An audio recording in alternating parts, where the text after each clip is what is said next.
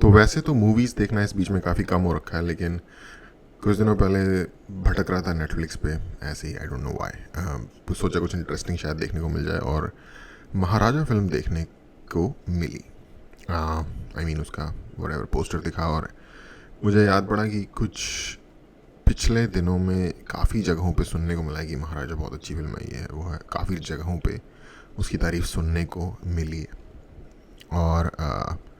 मैंने सोचा चलो देख लेते हैं। मूवी देखी। To be honest and upfront, जितनी उसकी तारीफ हो रही है कि कितनी अमेजिंग ये फिल्म है, मुझे मूवी की स्टोरी कोई उतनी ज़्यादा अमेजिंग नहीं लगी। और बाय द वे, अगर आपने नहीं देखी और आप अपना स्पॉइल नहीं करना चाहते तो आप मत देखो आगे, क्योंकि मैं मूवी के बारे में बात करूँगा तो आपको स्पॉइलर अलर्ट अभी दे देता हूँ। बाकी जिसने मेरे ख्याल से जो फैनेटिक फैंस होते हैं वो शायद उन्होंने तो देख ही ली होगी, क्योंकि मेरे ख्याल से मूवी एटलीस्ट 1-2 महीने पहले ही आ गई थी। अगेन सो मुझे कोई बहुत ज़बरदस्त नहीं लगी मूवी की स्टोरी अपने आप में, क्योंकि स्टोरी बेसिकली एक एक आम इंसान के साथ क्राइम होता है, और वो फिर उसका बदला लेता है। इस तरीके ये एक बहुत ही कॉमन स्टोरी है।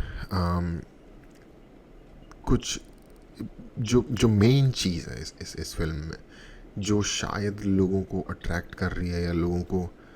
काइंड ऑफ उनके दिमाग में एक तरीके का झटका दे रही है, जिससे कि वो फ़ैन बन रहे हैं इस फिल्म के, या फिर उनको लग रहा है कि बहुत अच्छी फिल्म है, जो कि अगेन अच्छा सिनेमा है, एंटरटेनिंग सिनेमा है, और इनफैक्ट आपके दिमाग में भी रहता है एटलीस्ट 1-2 दिनों तक जब आप मूवी देखते हो। और वो ये है कि कितना सौरो हो सकता है, कितना दुख हो सकता है बेसिकली एक इंसान की ज़िंदगी में, और कितना क्रूअल एक और इंसान हो सकता है। और एक्चुअली पिछले कुछ दिनों में हमने ऐसी ऐसी चीज़ें देखी हैं और ऐसी ऐसी चीज़ों पे बातें की हैं कि पहले ऐसा लगता था कि यार ऐसा तो सिर्फ फिल्मों में होता है, इतने कोई जानवर टाइप के इंसान नहीं होते। लेकिन शायद मैंने ऐसी टाइमिंग पे इस फिल्म को देखा कि आ, मेरा वो जो वहम है वो एग्जिस्ट ही नहीं कर पाया। मुझे लगा कि हाँ ऐसा हो सकता है। उस चीज़ को कहीं ना कहीं, साउथ का एक स्पेसिफिक स्टाइल है मूवी मेकिंग का,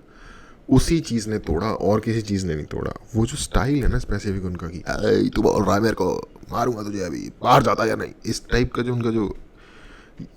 हो सकता है कि जब वो तमिल में बोलते हो तो वो मेक सेंस करता हो, पर जब वो हिंदी में डब होता है तो an element of cartoonishness gets introduced.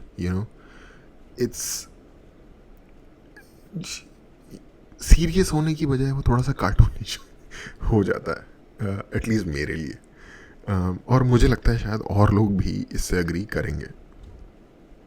कि एक नॉन तमिल स्पीकिंग या non southern Indian speaking individual के लिए जो ये साउथ की जो डबिंग होती है वो बहुत ज़्यादा, आई डोंट नो, मुझे पर्सनली ये लगता है कि गूगल ट्रांसलेट अब तो खैर काफ़ी एफिशिएंट हो गया, काफ़ी एक्यूरेट ट्रांसलेशन करने लग गया। पहले गूगल ट्रांसलेट ना वर्ड टू वर्ड का जो मतलब होता है ना वो लिख के बता दिया करता था, जब इनिशियल आज से 3-4 साल पहले, 5 साल पहले। तो मुझे क्या लगता है कि ये उस टाइप के किसी बहुत ही सस्ते और थके हुए सॉफ्टवेयर से ट्रांसलेट करते हैं,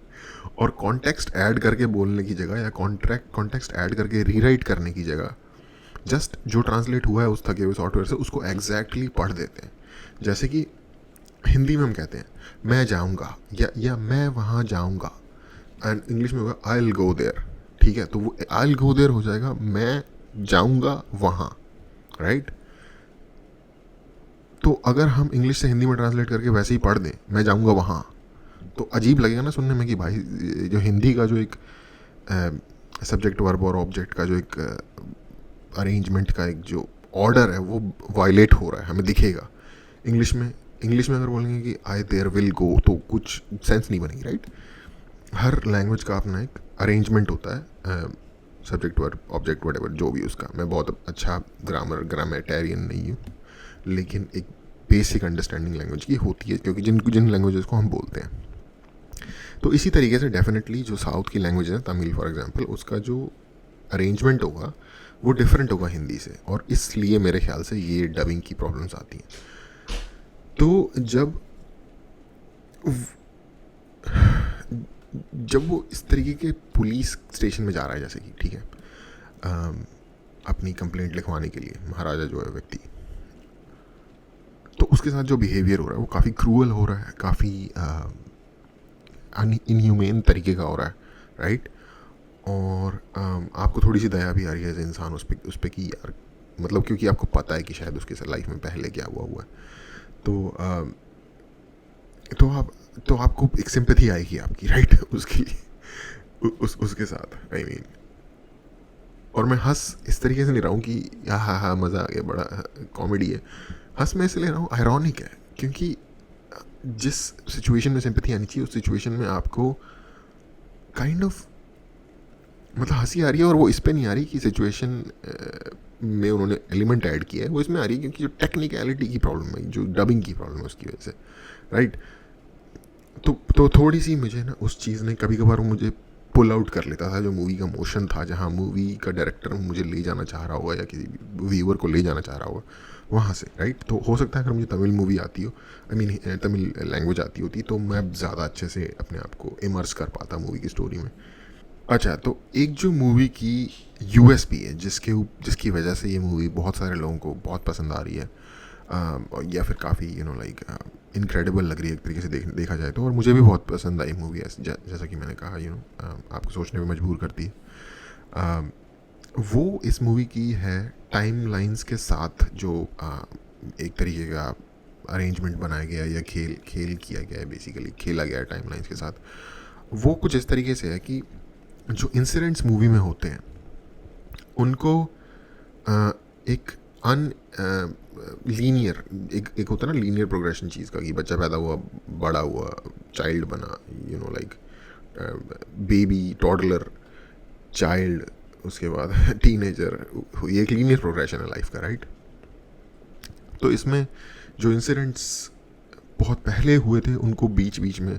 ला के दिखाया जाता है, और इस तरीके से नहीं जैसे कि कई और फिल्मों में आप देखते हो कि एक बंदा याद करता है, हाँ मैंने उसे देखा था, वो वहाँ घूम रहा था उस रात को, ये वो, इस तरीके से नहीं, कोई नरेट नहीं कर रहा, कोई कुछ नहीं कर रहा, नरेटर नहीं है कोई मूवी में, बाय द वे। एक ये भी चीज़ है कि इस टाइप की स्टोरीज़ में नरेटर होता है, ज़्यादातर पुरानी जो टेक्नोलॉजी है, जो टेक्निक है मूवी बनाने की, उसमें एक नरेटर होता है, तो वो जो नरेटर होता है वो स्मूथ आउट कर देता है स्टोरी को समझने के लिए, तो वो नहीं किया गया, वो अच्छा है। उसकी वजह से क्या होता है, जो व्यक्ति, और क्योंकि एक सस्पेंस मूवी है, तो जब आप देख रहे होते हो तो सस्पेंस होने की वजह से आप काइंड ऑफ लाइक साथ होते हो, मूवी के स्टोरी को फॉलो करने की कोशिश कर रहे होते हो, क्यूरियस होते हो, तो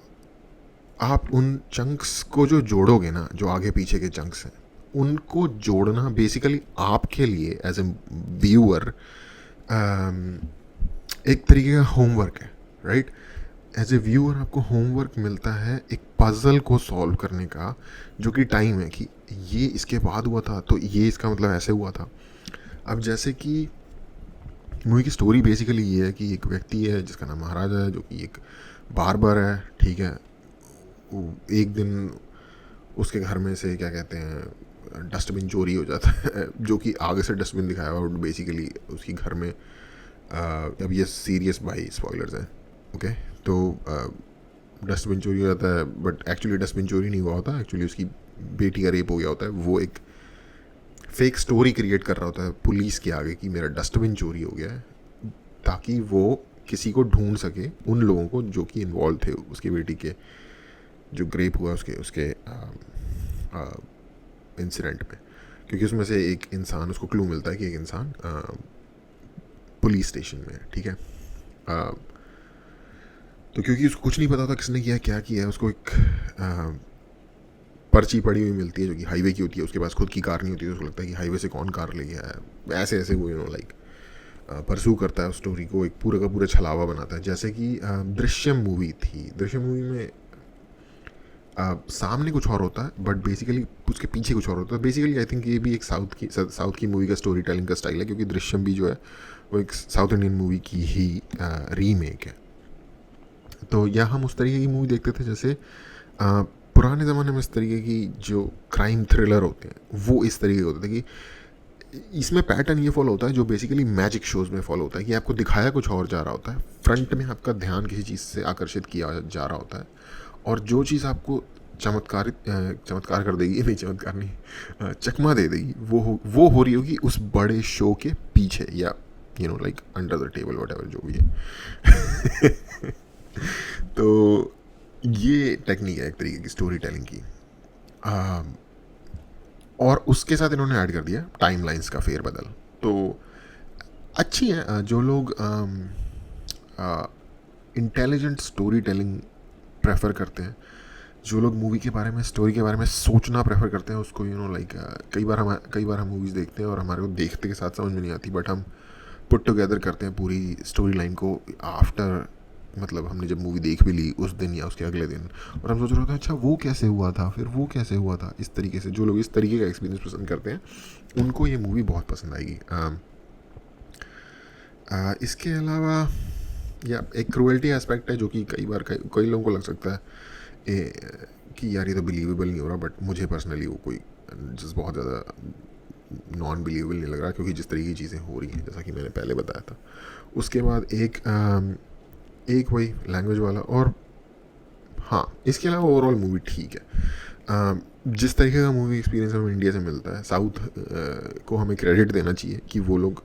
कंटिन्यूसली क्रिएटिव रहते हैं, कुछ ना कुछ लाइक जो आपने पहले नहीं देखा as a north Indian movie viewer या even as a movie viewer from India, वो कुछ नई आपको चीज़ देंगे, कुछ क्रिएटिविटी का लेवल रखेंगे। लव स्टोरी का जो हलवा हमारे खिला खिला के इन्होंने शुगर डायबिटीज़ सब करवा दी है, वो ठसपना जो है वो उससे हट के कुछ अबे भाई कुछ एंटरटेनमेंट लव स्टोरी के अलावा भी कोई, क्या तो शेर है कि हज़ारों दर्द है इस दुनिया में, कुछ ऐसी है अलॉन्ग द लाइन कि हज़ारों दर्द है इस दुनिया में मोहब्बत के सिवा, वो लिटरली भाई बॉलीवुड पे लागू होता है। तो इसके लिए बहुत ज़्यादा तारीफ़ करनी चाहिए साउथ की इंडस्ट्री की, भाई क्रिएटिविटी वहाँ पे क्रिएटिविटी अलाइव है, ज़िंदा है वहाँ। और दूसरी एक चीज़ उनकी इसलिए तारीफ़ बनती है कि वो उनकी फिल्मों में कैरेक्टर ऐसे होते हैं जो एक्चुअल में आम जिंदगी में देखने वाले लोगों जैसे होते हैं। अब जैसे जो महाराजा का जो एक्टर है, मुझे उनका नाम नहीं याद, और जो दूसरा एक्चुअली अनुराग कश्यप ने विलन का, जो मेन विलन होता है उसका कैरेक्टर निभाया है। ओ by the way, Anurag Kashyap का जो कैरेक्टर है ना, उसके बारे में आपके दिल में लगता है कि यार ये इतना घटिया इंसान है, राइट, ये ऐसे काम कर रहा है, इसकी लाइफ को या इसकी जो सज़ा तो एंड में मिलेगी इसे मूवी में, इसे जस्टिफाई कैसे करेंगे, जिस लेवल की ये हरकतें कर रहा है घटिया, इस लेवल की घटिया हरकत को कौन सी सज़ा जस्टिफाई कर सकती होगी, और वो एक्चुअली उन्होंने कर दिया। और वो उन्होंने कर दिया। आप में से जिसने भी ओल्ड बॉय मूवी देखी है, कोरियन मूवी है ओल्ड बॉय, जिसके की लूजली बेस्ड मूवी बनी थी जिंदा, जॉन अब्राहम और संजय दत्त की, जो कि जिन्होंने ओल्ड बॉय को पूरी तरीके से नहीं कॉपी किया था, मतलब ओल्ड बॉय और लंबी है, उसका पार्शली कॉपी किया था बेसिकली, एंड थोड़ा चेंज कर दिया था। ओल्ड बॉय अगर आप देख लोगे ना भाई, आपको एटलीस्ट मेंटल थोड़ा सा डिरेंजमेंट तो हो जाएगा। वो इसलिए क्योंकि आपको लगेगा यार ये कहाँ ले गए स्टोरी को यार। और मैंने कोरियन मूवीज़ में ये चीज़ देखी है कि वो बड़ा डार्क ले जाते हैं चीज़ों को कई बार, जो आपने अपने आप से एक्सपेक्ट नहीं किया होता। जैसे फ्रेंच मूवीज़ देखो, कॉमेडी होगी छोटा मोटा, कभी कभार थोड़ा सेक्सुअल कुछ कर देंगे, मतलब लाइक दोस्तों परिवारों के वट एवर बीच में अजीब सा हो जाएगा। जैसे चीनी कम टाइप की मूवी जो है ना, वो बेसिकली एक फ्रेंच मूवी की कॉपी है, उस टाइप की मूवीज़ बना देंगे कि, तो इस तरह की, लेकिन basically funny play fun way में कोरियन कर देते हैं भाई काम डार्क बहुत ज़्यादा। तो एनीवे, तो क्योंकि मैंने ओल्ड बॉय देखी हुई थी, तो मुझे kind of at the end of the day जो मूवी का फाइनल सीन है, वहाँ पे जाते जाते मुझे रियलाइज़ हो गया था कि आगे होने वाला क्या है, और वो वैसा ही होता है आगे। और एक्चुअली मुझे लगता है कि वो जो फाइनल सीन है वो शायद इन्होंने ऐसे अपनी तरफ से शायद इन्होंने ऐसे बनाया था कि भाई फाड़ के रख देगा सामने वाले बंदे की, जो कि जिसने ओल्ड बॉय नहीं देखी होगी या फिर जो इतना प्रिडिक्ट नहीं कर रहा होगा, उसको सही में ही हिला देगा वो सीन। और उस मूवी में उस व्यक्ति की, अनुराग कश्यप का जो कैरेक्टर है, नल्ला शिवम नहीं, वो तो दूसरा होता है, सेल्वम सेल्वम नाम होता है उसका। उसकी ज़िंदगी में जो उसने कर्म किए हैं ना, उसके कर्म की सज़ा जो है उसे उसे मिल जाती है, और वो बड़ा सेटिस्फाइंग है फॉर सम रीज़न, क्योंकि भाई हरामी इंसान होता है सही तगड़े वाला। तो एनीवे ये मेरे 2 सेंट थे। अगेन साउथ इंडस्ट्री को बहुत बहुत कॉन्ग्रेचुलेशन भाई, अच्छी फिल्में बनाते हो और आप लोगों की वजह से क्रिएटिविटी जिंदा है, वरना बॉलीवुड तो हमें खून की उल्टियाँ, पान की पीक वाली उल्टियाँ करवा दे जिस तरीके की फिल्में ये बनाते जाते हैं। और इसका ही मैंने सुना राइट्स ले लिए बॉलीवुड में, लेकिन आमिर खान ने लिए तो होपफुली शायद उनसे थोड़ी सी उम्मीद ज़्यादा होती है।